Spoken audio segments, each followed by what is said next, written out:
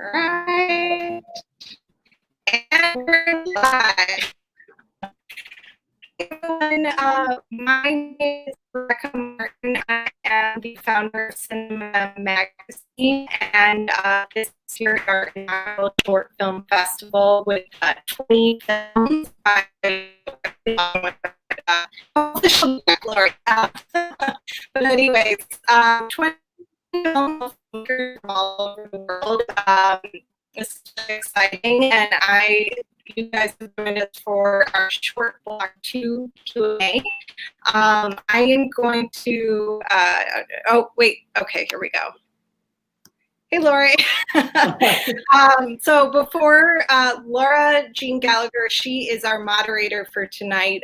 She is the director of Clementine, which is a great film.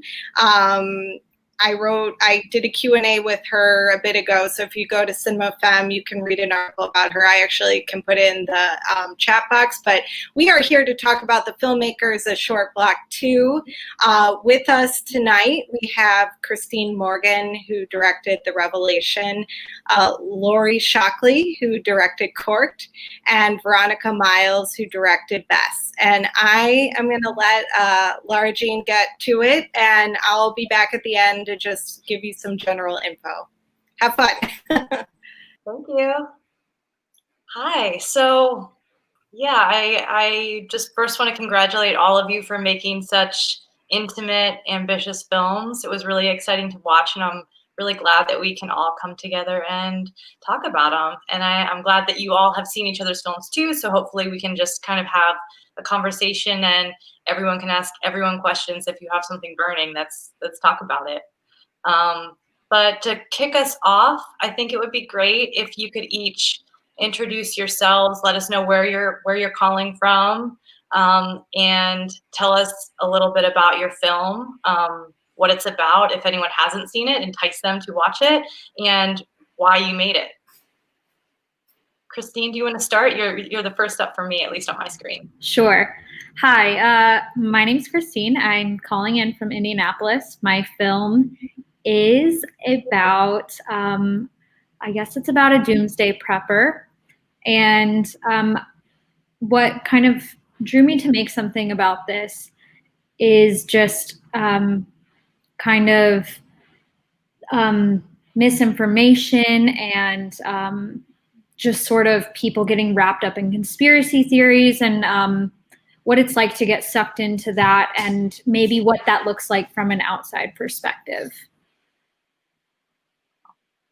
Veronica, what about you? Hi, nice to meet everyone. I'm Veronica Miles. I'm currently based in North Florida right now, but I'm originally from Los Angeles. And I used to live in New Orleans, and I've been studying film since I was a freshman in high school.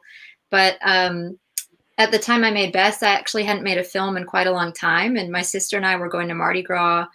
And I love New Orleans so much. It's kind of the place I feel the most myself and the most full of joy. And I always wanted to make a feature there. And so I thought, why don't I make a short that allows me to almost like practice filming the city and how I see the city.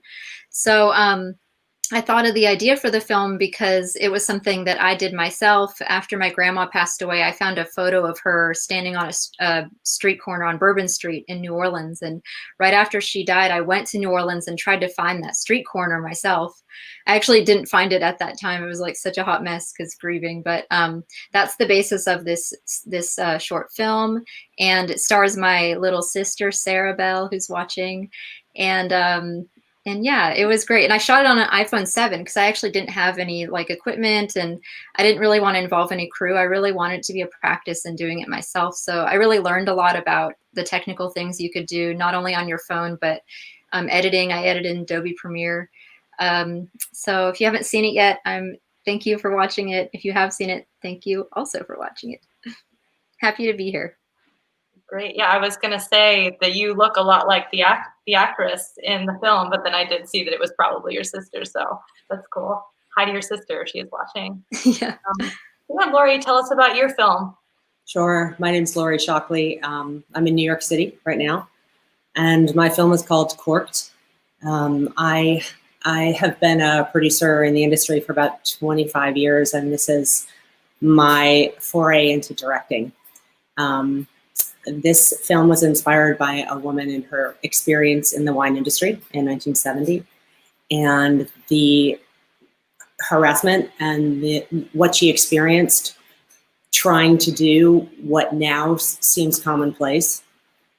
And I wanted to draw a parallel between what was happening in the 70s and what's happening today.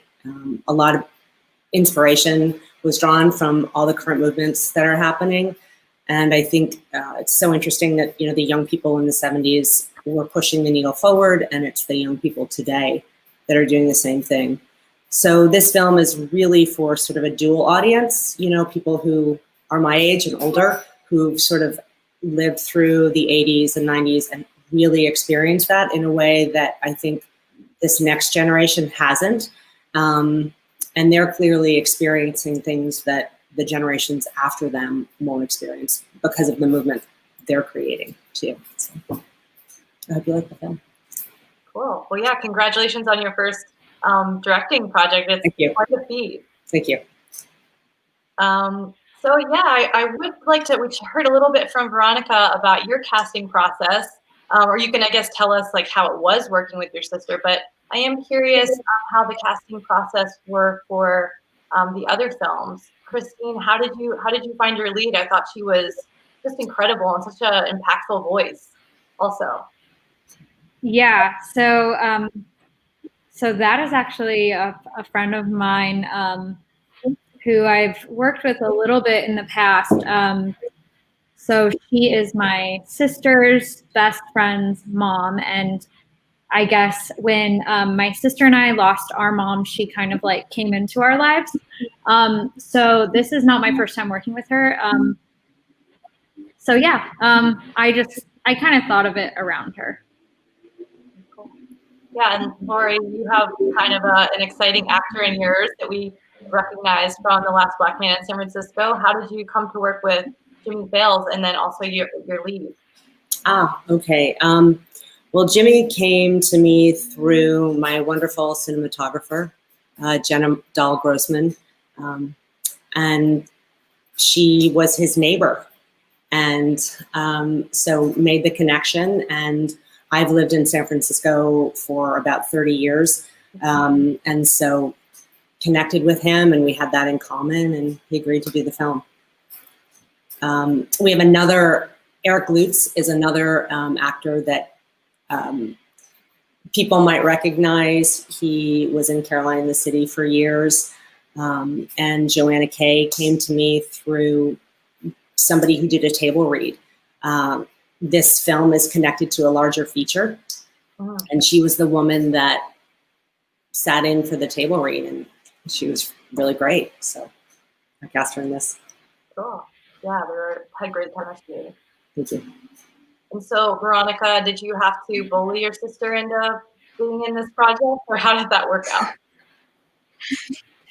Well, it's funny because since I started, when I started making films in high school, my sister was like always in them, as I'm sure many people who start at a young age doing that.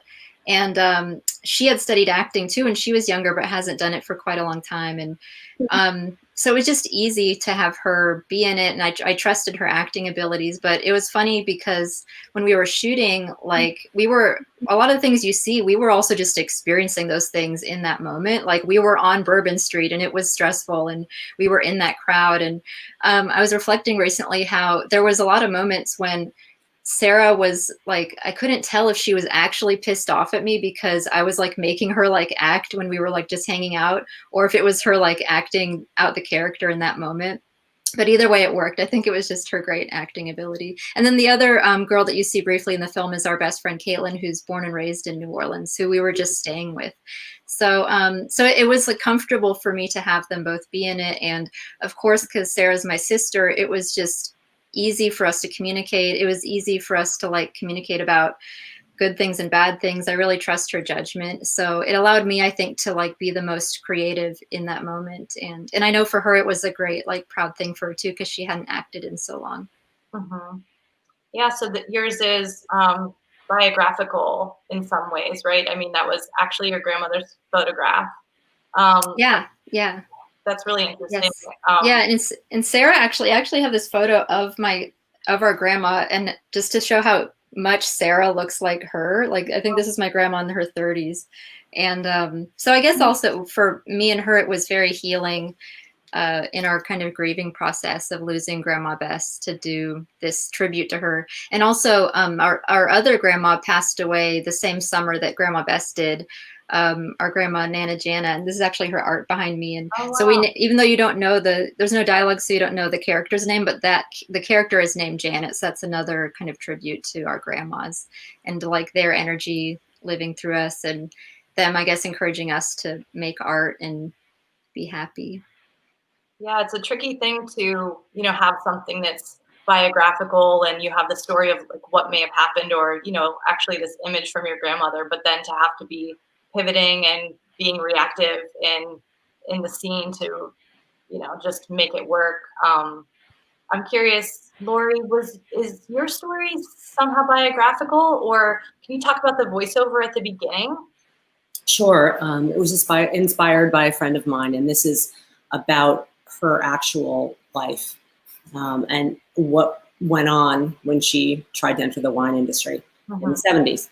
And it was, I set the film up because I wanted it to be sort of a love letter or a video scrapbook from a grandmother to the granddaughter.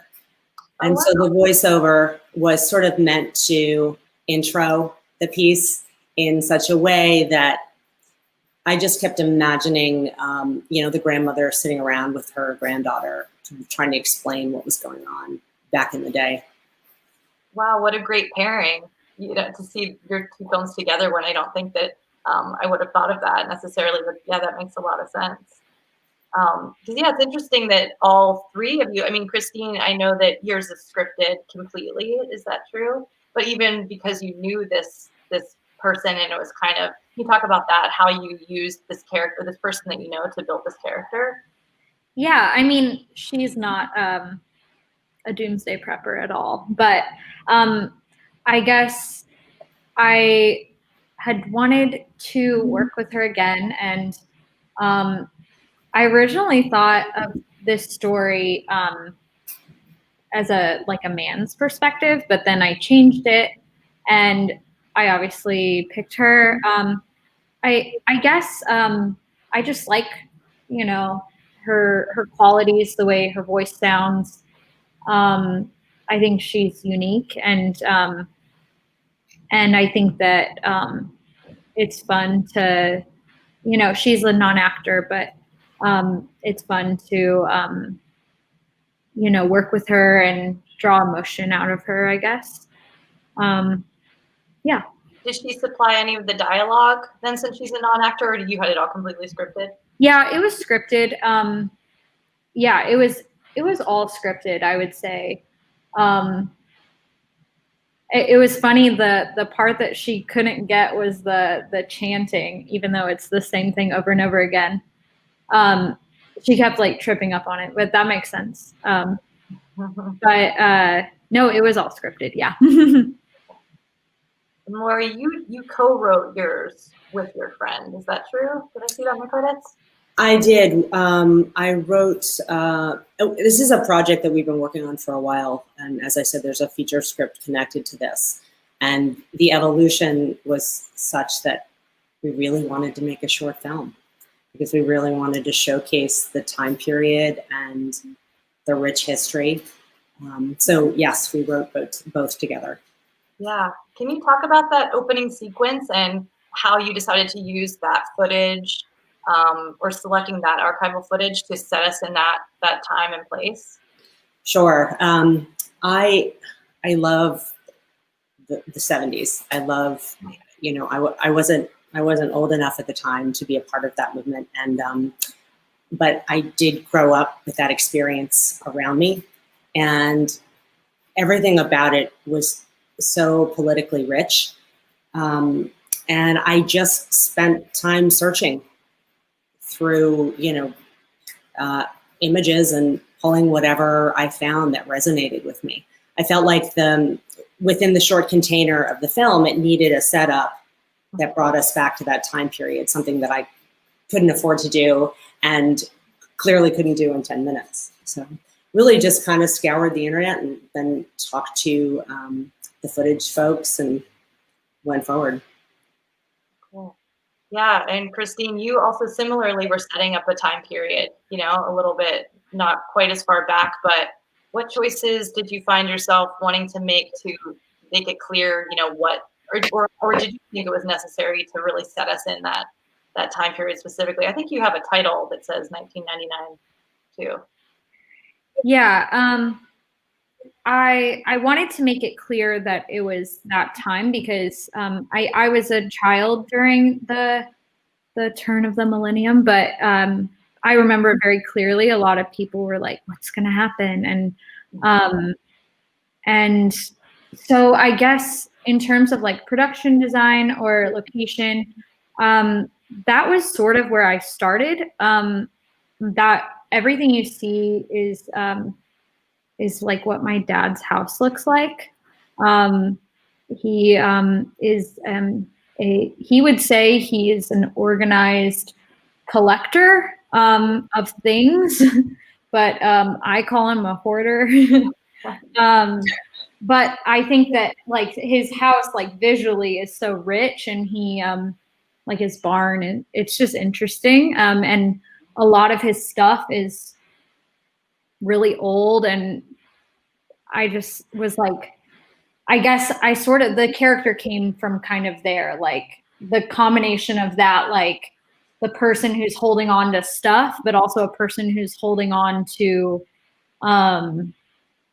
like this very intense idea.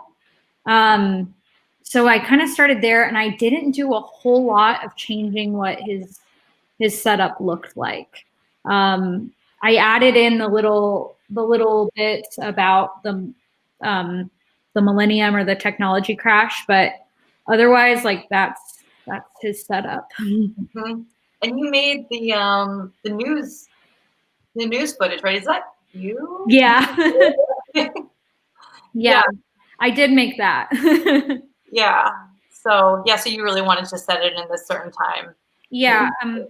I kind of just wanted to show that sort of hysteria was very specific to that time, but it's also very much happening right now. Mm-hmm. Mm-hmm. Veronica, did you always have the song in mind when you were conceiving this project? It's a beautiful song. Thanks. That's a great question. When I just sat down to kind of write the story idea, that song was coming to mind for me. I first heard it on actually the New Orleans radio station, WWOZ, and it's by an artist named Christian Scott Atunde Adjua, who's kind of like New Orleans royalty in a way. Like he's related to Donald Harrison Sr., who's a Mardi Gras Indian chief, and Donald Harrison Jr., who's a famous jazz musician. And so I always love Christian Scott's music, but that song is so beautiful, and I love the lyrics of time and space, and I love how the song makes me feel. So it just kept being in my head, and I just started listening to it on repeat as I wrote the story out, and then it just came to me. And then it was funny when I was editing it because I had all the shots and I put it together, and it was about 10 minutes, and I hadn't actually like looked at how long the song was, and I was like, I guess I'll just try to cut it to the song.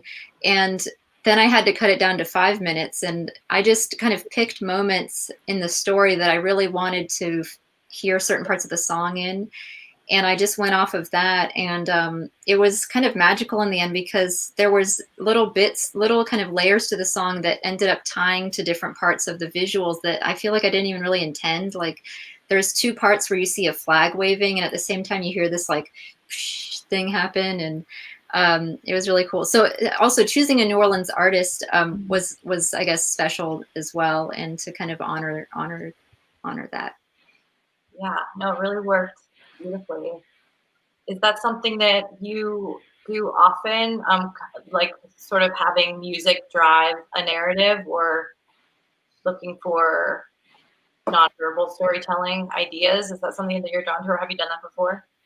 Yeah, I am really drawn to it. If I think back on all the kind of films I've made so far, all the short films, that's always kind of my favorite part of making the film is tying visual images to music. And I've made a few like kind of little music videos for friends here and there, but I always loved movies like The Yellow Submarine and like, you know, like growing up, I just was always obsessed with things that I remember also there was like this Paul McCartney like cartoon of Rupert that was like a song, and I like loved that. Like I guess growing up I always was obsessed with that. So I think that's a style I like. But as far as this film and why I chose not to have any sound or dialogue, a lot of that was actually just out of the necessity of wanting to keep this a very like simple, low pressure experience for myself as a filmmaker, because I mean, just being honest, because I hadn't made a film in so long, it was really a practice in building my confidence up again.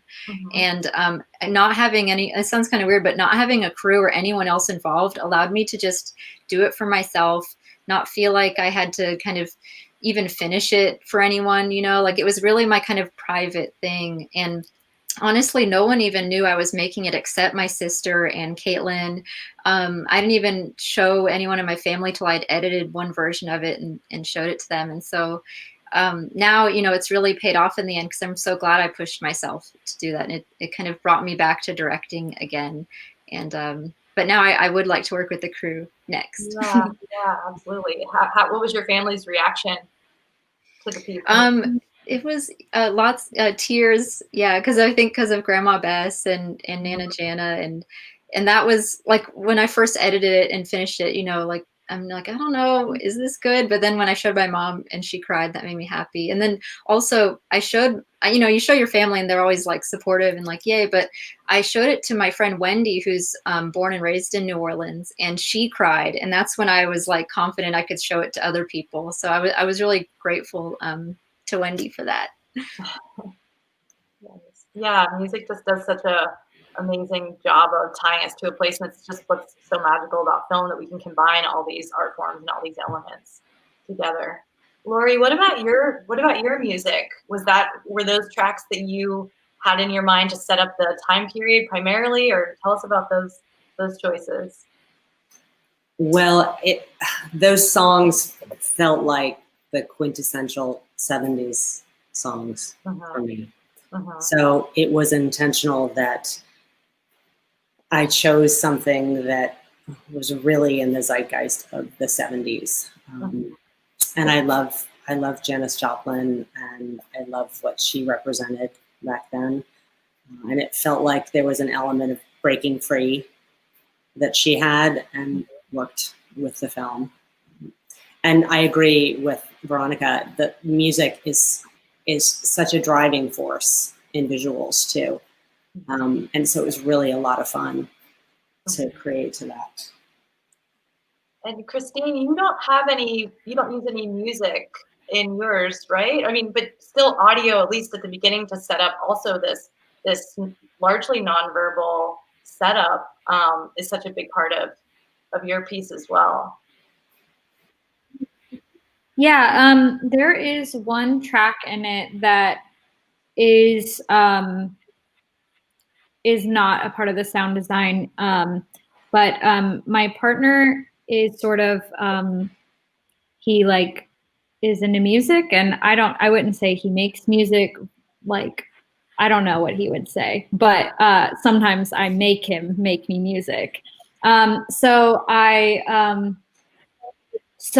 gave him a hymn that I wanted him to sort of riff off of, and so that is in there. And because I wanted that sort of like the fanfare trumpet vibe of, you know, like a hymn, I guess, but the end of the world hymn.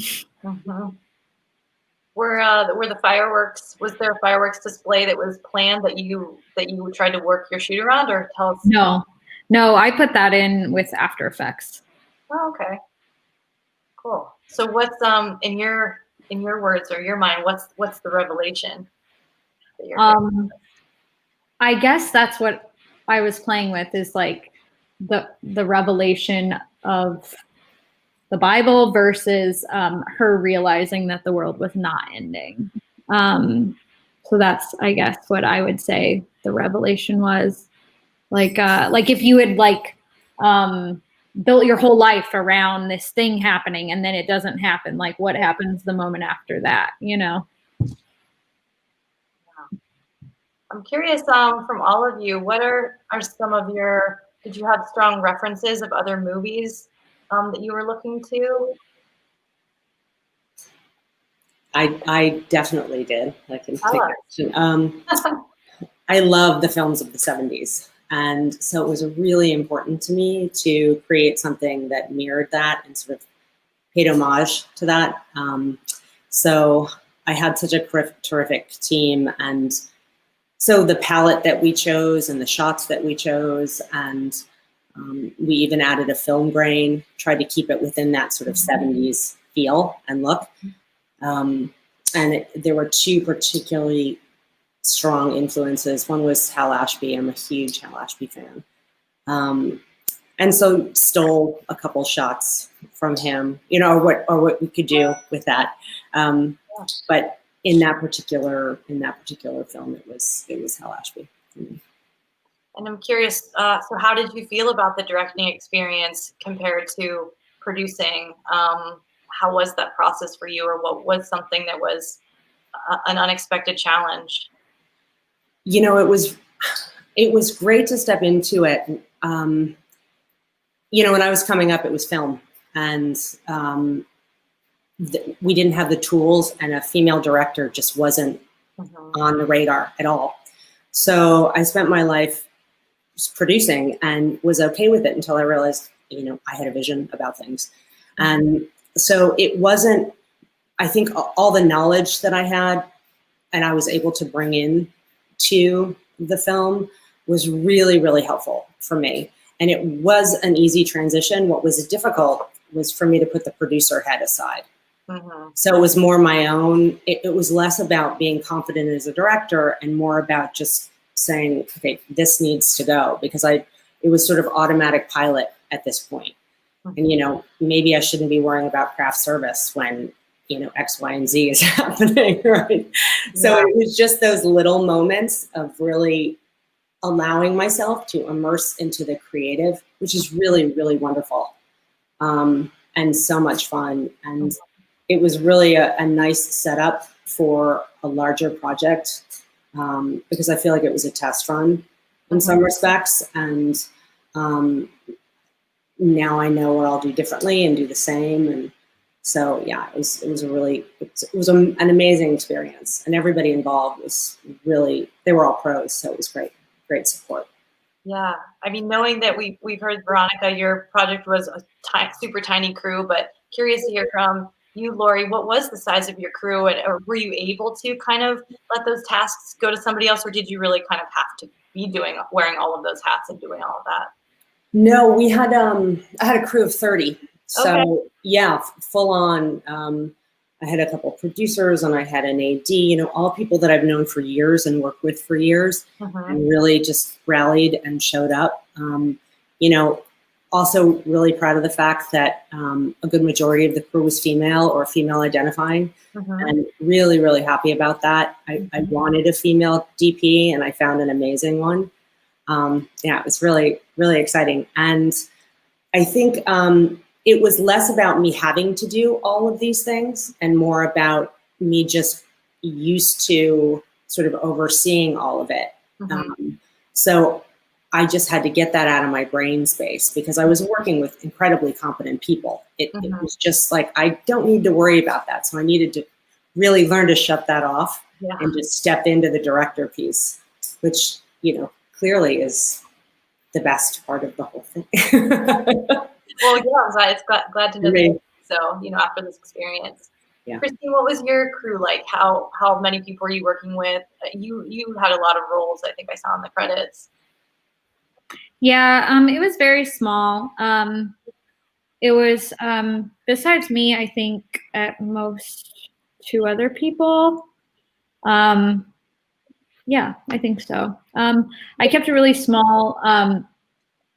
I thought that it would be the most comfortable for the main actor that way. And I think it ended up working out best that way for that reason. It was like really nicely intimate, and like when she was doing her most like intense moments, it was just people that she had already known, and you know, we could hype her up or whatever. Yeah, can you talk more about your just with the rehearsals, or how did you, you know, beyond keeping it small, were there ways or any tips and tricks of how to create that intimacy with your actor, especially a non-actor? Yeah, in this case, we did not do rehearsals. We had conversations before, but I would say for her, it was just we have a very personal relationship, so that sort of was the driving force in that. In the past, I've had rehearsals on other projects when I feel like the actors don't know each other, or you know, but in this case it was just mostly like me and her communicating, and I just shot all of it, you know. So I don't know if that's really an answer, but Veronica, do you feel like using the iPhone like helped you to create intimacy with your sister, or just kind of like lower the stakes of things so it didn't feel like this overwhelming thing? Or maybe your sister is an actress, is she? Yeah, she studied acting when she was younger, but yes, that was certainly the case, and it also really allowed me to just get a lot of shots, like because it was just I would say like pop socket is like crucial for that, and I have a friend named Martin, who's a New Zealand filmmaker who had made an entire film on an iPhone, and they told me about this app called Pro Movie that allowed you to kind of have more flexibility with the footage you're shooting. So I had that, but it was awesome because we were there for a week and I had a shot list that really was just capturing like emotional moments. But as we were like hanging out, I would just be like, oh, this is a good moment. I can pick up this shot. And so I would just like pull the camera out, and we probably just look like tourists. And that allowed me, I think, to capture really authentic, you know, kind of moments in the city. And I also ended up capturing a lot more than I had intended that ended up in the movie, which was good because I would just see something really kind of really cool happening and just start filming it and not really know if I was going to use it, but I would later. So I like that a lot. I just like that no one knew I was filming. I think I'm really into that, like in a way with like filmmaking, and I love that about documentary. Not that you need to like sneakily film people, but like I love, I guess, capturing authentic moments as much as possible. Yeah. It's a great tool for naturalism. Can you tell us about that? What did you say? Was it an app that you? Yeah, it's called Pro Movie. There's another one out there. I forgot what that one's called, but it allowed me to shoot it. I mean, this was before the newer iPhones. It was an iPhone 7, but it allowed me to shoot at 60 frames a second and like choose the kind of like aspect ratio and export it really high quality. So yeah. Oh. Hi, Sam. Hi, Sam. Or maybe it's just we're being teased.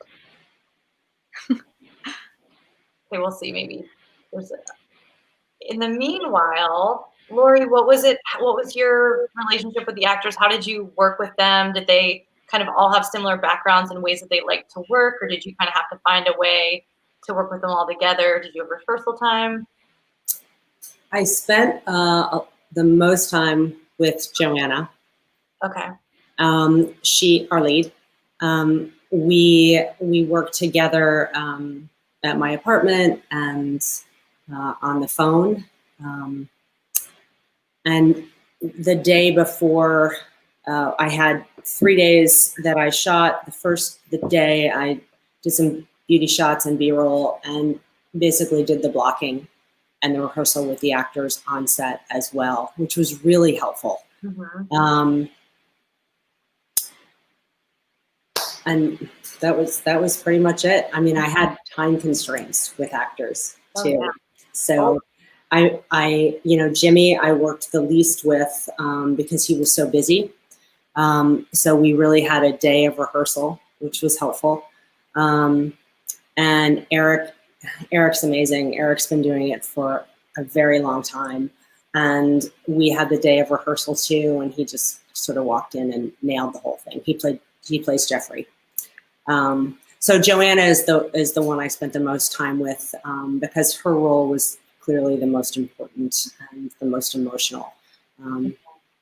And what was it like when you worked with her? Was it mostly just talking through the character, the scenes, or what were those moments like? What sort of things did you do? Yeah, her the backstory and her motivation and what was the bigger picture for this particular woman. Hi, Sam. Hi, Sam. Are you there? You can see me. What time is it for you? Sorry, I didn't hear your question. What time is it? Is it very early? Are we coming in? Can you guys all hear me okay? Oh, okay.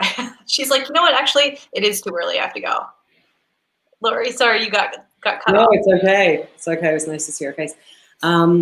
So we spent a lot of time talking about what the time period was like, what was happening in this woman's life, what her experience was. And it was really important to me to be participatory and not sort of dump my idea and let her find the character. And I really appreciated that we were able to sort of work together and talk about it. And, I think she did a tremendous job. So I was really pleased. I'm curious, Laura, you kind of mentioned like learning different things that you're going to take on to other projects, but yeah, what's something that you feel like you learned on this short that is going to impact your future work, or something that maybe other people could avoid, or just something that, you would never do again, something you would always do again? I think the most important thing as a director, especially working with the bigger crews, right? Because it's your vision, it's what you want. And I think staying true to your vision is really, really important and can be really hard, no matter how strong or dynamic or whatever you think you are. Sometimes there are outside influences that just sort of get in the way. And I think it's really about understanding what you're trying to say, because not everyone will necessarily agree with that, which is a good thing too, and might have a better addition. But to really hold strong, and it's about making decisions all the time, one after another, at least on set. And in post-production, again, I just found you had to really be clear on what you need, because you're not always able to communicate what's up here in a way that other people can help build something. So that's just sticking to what you want is really, I think, is really important. And at the same time, being open to the creative process with other people. Yeah, absolutely. Kristine and Veronica, any hot tips, something that you would advise someone that's just embarking on maybe making their first short to watch out for? Or even something that you learned about yourself personally, that you're going to take into the next project? For me, I would say, I don't know. I would say probably for my next project, I would want a little bit bigger of a crew. And this is, I've worked with bigger crews in the past, but yeah, I think just having a little bit bigger of a team to support might be my advice. I feel like my inclination sometimes is to do as much as I can, because I don't want to ask people for help, and that's not smart. So don't do that. So ask for help. Yeah. Know what you need and be okay Yes. asking for it. Yeah. Exactly. Yeah. What about you, Veronica? I think that's great advice from both of you that I'm happy to hear as well. I guess I'd say, especially if there's someone out there who wants to make films and isn't really doing it yet, I'd say just like go out and do it. Like that was kind of why I did this myself, just with my iPhone. Like I'd heard so many filmmakers I admire say that, of like, if you want to make a film, just do it. Like you have an iPhone. And something Lori actually said earlier made me think about how you were talking about how earlier in your career it was all film and now it's all digital, and how these new tools really allow us to make stuff that people who didn't have the opportunity before. And it's also interesting, around like 1999, 2000, 2001, that's when digital cameras were starting to be a thing. And that's when at my high school, my teacher got digital cameras, and I was lucky enough to like get my hands on one when I was really young. And I'm so grateful to that. So I just think it's really cool that, you know, all these technologies are allowing us to do it. And yeah, just trust your instincts and believe in yourself too, and believe that you have a good vision, and I guess just like roll with the moment too. Like I learned that a lot with just I don't know, I also feel like the universe intervened when I was making this. Like I got a sinus infection that week, but it was perfect because I couldn't drink, and so I was like very like sober and like awake, and so I was able to like take it seriously that I was doing this. So and I was just also surprised at like how much footage I got that I really liked, just using my phone. But yeah, like I said, I'm certainly ready. I want to work with a crew that actually is an experience I have not had yet. So I think this was a good exercise in me like building up my, I guess, vision and abilities as a storyteller visually, but I want the experience of being able to collaborate with others and getting their feedback and making something with other people. So that's so special. Yeah, I'm curious to hear what's next. If I know, Lori, you're developing the feature, if you want to tell us a little bit about that, or what happens when she gets to San Francisco, a little teaser, or yeah, just the next project that all of you are working on. I'm very, very interested to hear. Well, I'm not going to talk about the feature too much. There's Are you still writing? We're really trying to get it off the ground, and there's some things happening which are exciting. I am actually making a film on my iPhone. Nice. So I thought a film noir, which is hilarious, and I've enlisted my partner in that. But it's amazing, as you said, to have the tools to just go out and make it. So that's my current creative project that's keeping me busy while sort of working on the business end of the feature. Mm-hmm. And so do you have the feature written already, or are you still in the writing process? The feature film has been written. Yeah. Oh, okay, great. Yeah. Cool. Kristine out there in the world. Cool. Well, yeah, we'll be looking for it. Yeah, me too. What do you guys have up next, or what are you thinking about doing? Yeah. Okay, I'll go. So for me, I've been like in writing mode, I guess. I'm working on a new script that is a feature-length script. I guess I can tell you a little about it. It's about a young woman who just got broken up with, and she joins a local theater group, I guess, theater company, to try to win her boyfriend back. Cool. Sounds juicy. Hi, Sam. Hello. I'm so sorry my internet's being horrendous. That's okay. We're really glad that you can join us. I really enjoyed your short. Oh, thank you.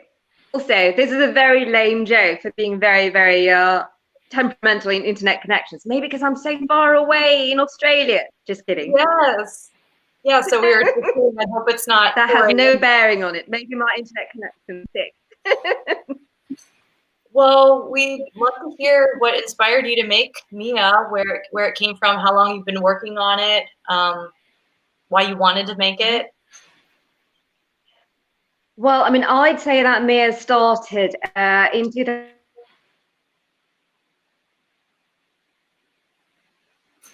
Oh no. We could take wagers. 2000. I feel like I was going to hear 2004. Maybe it's been out for a long time. I don't know. Well, it's nice to see them at least. But yeah, Veronica, is there anything you want to share that you're working on or that you're excited about for your next project? Yeah, sure.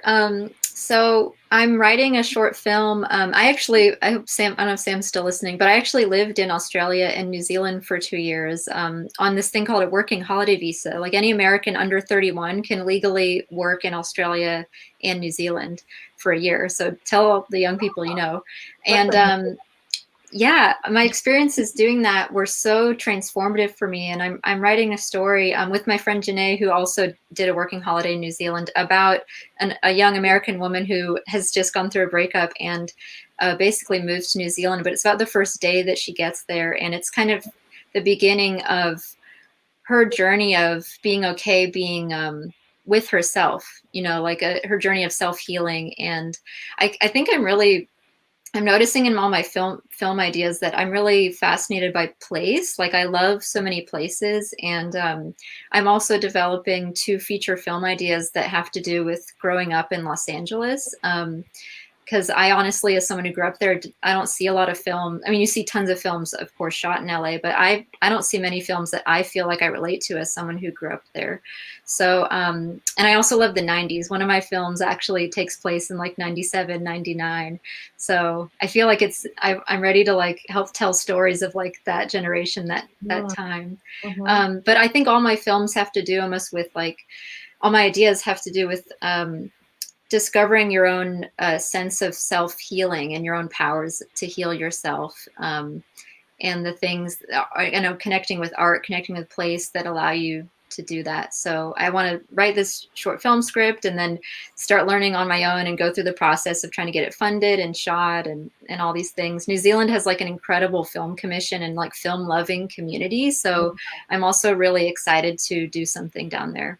Yeah, and like no COVID cases right now, so like, yeah, exactly. We're going to be lining up to shoot in New Zealand, I think. Have you seen Tangerine? Yeah, I did see Tangerine when it came out. Yeah, LA in a way that you haven't really seen it before.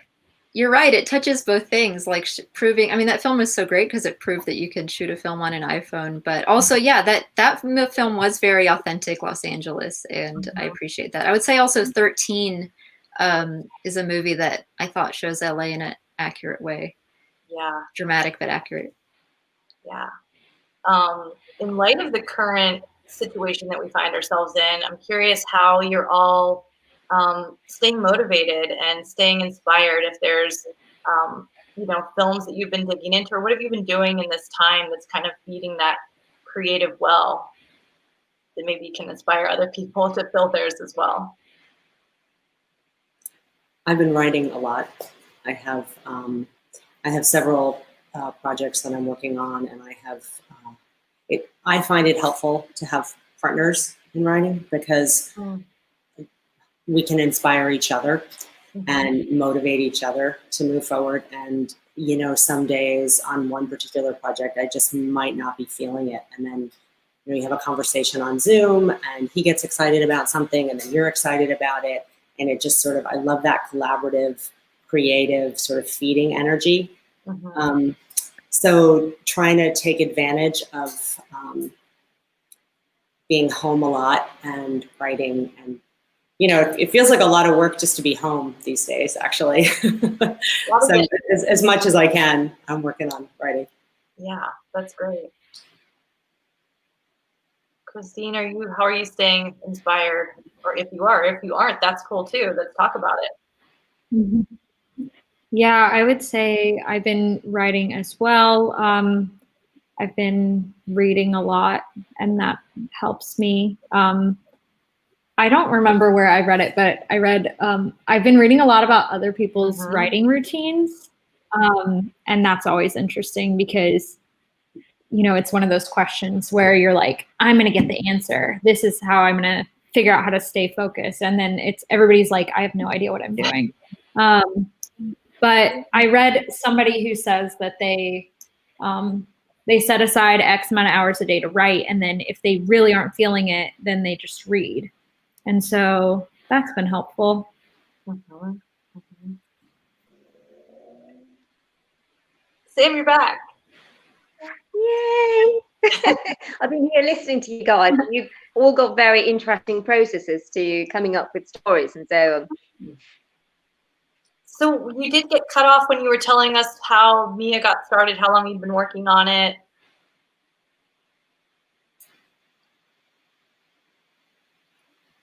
We'll never know. Wait. Can you hear us? I can, yes. Can you tell us about just the genesis of Mia, how you got started working on it, why you wanted to tell that story?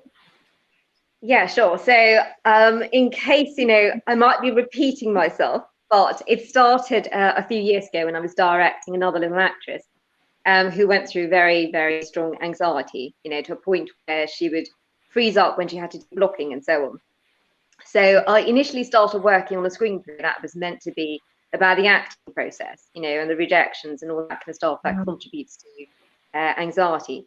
However, and after talking to one of my mentors, who is a director based in LA, she said, why don't you just make it, more about an everyday relatable sort of thing, because everyone goes on dates, and so that's what happened, and interestingly, the actress we cast, I made sure, I said to the casting director, I said, make sure we cast someone who's got, a mental health issue, because I've been through this thing, because I'm not sure if you guys know, I'm also a lawyer. So when I was in law firms and so on, despite the fact that people said it's, we value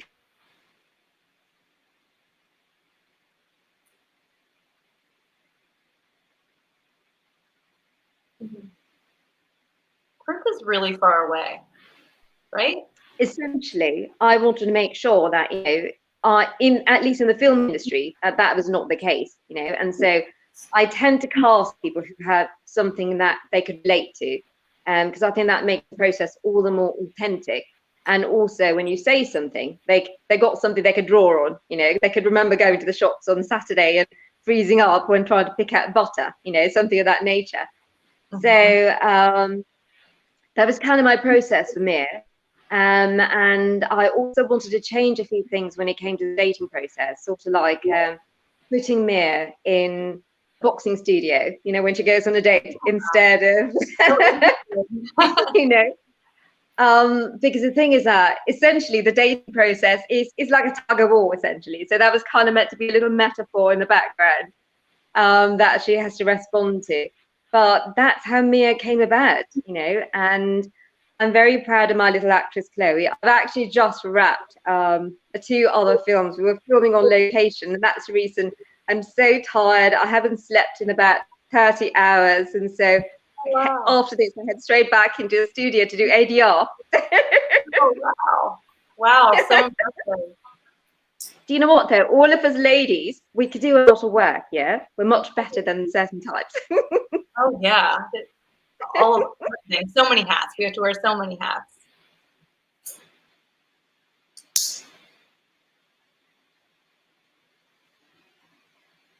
I don't know if she's gonna come back. There's so many questions to ask. Yeah, the boxing scene was so fascinating, especially seeing that they were both wearing these really pretty dresses, and I was like, are they gonna box? This is gonna be amazing. But yeah, I love that idea of the metaphor. Well, should we look at these questions? I guess we pretty much touched on all the questions. I don't know if there's going to be more coming in.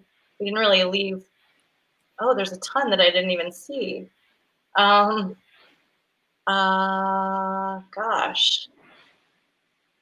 This is a great one. Kristine, how would you say the revelation speaks to our current quarantined era? Oh, wow. I guess, well, for me, I feel like, I felt like the misinformation theme was strong when I shot this, I guess maybe about a year ago. And so it's just like every day I feel like that theme of our, at least those of us, I guess all of us here are in America, in the United States, it keeps escalating. So I feel like the misinformation during the pandemic has been, you know, beyond the scope of my imagination. So I feel like this story is even more relevant than when I shot it, I guess. And definitely I feel like when people are isolated, they're more likely to stew these things in their head and go down these kind of rabbit holes of, you know, different, you know, viewpoints and extreme viewpoints.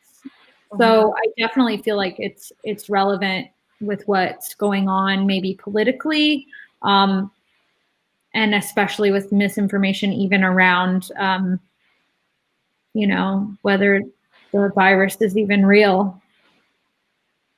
Yeah, totally. Which, for the record, it is.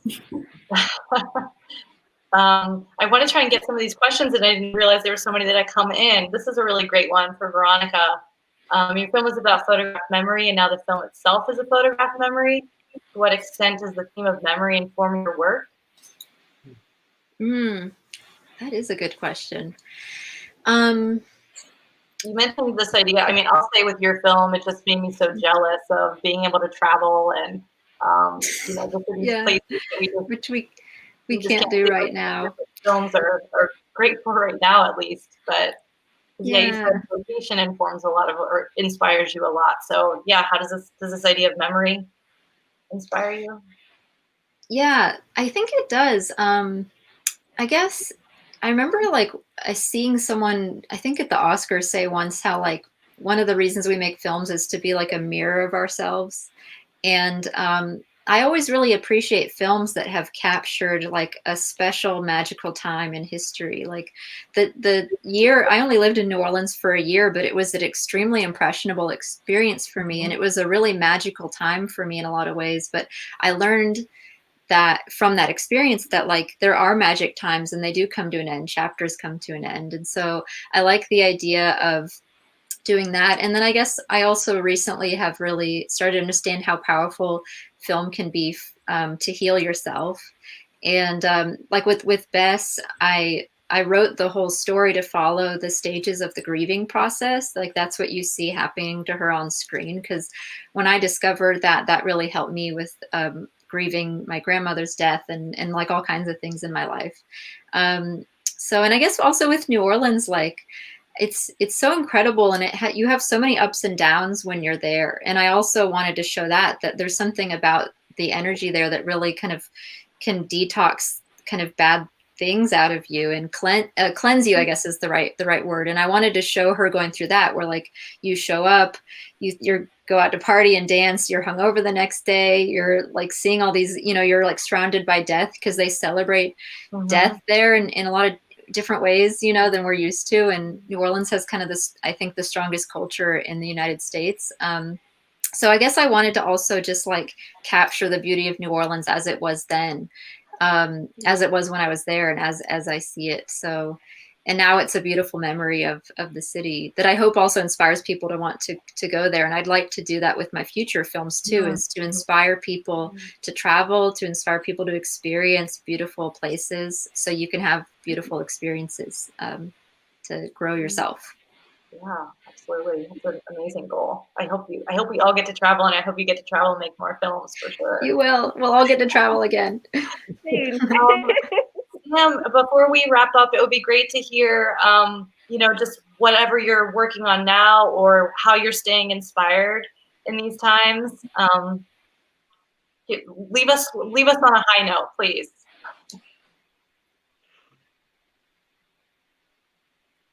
Who's going to ask this question?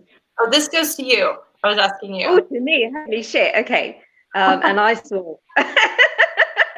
Yeah. Well, what I'm working at present, I mean, I'm not sure if I could leave you on a high note because most of these films are dramas. So one of the films is about a couple who've had a argument after a prolonged period of, fighting and stuff. And then there's a tragedy that occurs, and then this man descends into madness. So it's like a modern take on, I'd say, Lady Macbeth and her descent into madness, and it's called Headspace. And then the other, Aslan, is a film about a guy who goes through a climate change disaster and then flees his homeland to go find a new home, but also salvation from something that he'd had to deal with, And this is inspired by some things I'd seen in Madrid when I was living there in Spain. So I kind of brought in climate change because, in Australia, you might have remembered that we had really, really bad bushfires at the start of the year. And so, yet we still have people who advocate for things like coal and, dirty energy and stuff. Mm-hmm. And so it's just a little reminder that, there's COVID going on and loads of things are completely screwed all over around the world. And yes, the economy is very important and people need to live and put bread on their table. But there are also other things at the back of our minds. At the end of the day, there's no planet B, So at least for us, poor filmmakers who can't afford to go up on a rocket. So it's essentially about being conscientious, and also approaching life a little, I guess, with a bit of kindness, and being wary not to judge the person you see on the road. Or if you do, kind of go, hey, stop doing that, take a second glance. That's essentially what it is. Yeah, well, I think it's so inspiring to hear, one, that you're a lawyer and just like continually working and making all these incredible films. And I just want to thank everyone for all of your films. And I just hope that all of you just keep making, keep doing it, keep getting after it in whatever way, in any way that you can, because your stories are important. Thank you. You've been an amazing moderator. Thank you so much. Yeah, and I just wanted to wrap things up real quick, and that you guys are awesome, and wanted to tell everybody, if people are joining us who have not seen your films, I put the link to Short Black 2, so you can go and watch them. It's $12 for the block, and then if you want to see all the films, it's $40. And then over the next couple of days, we have some exciting free virtual events that you can attend as well.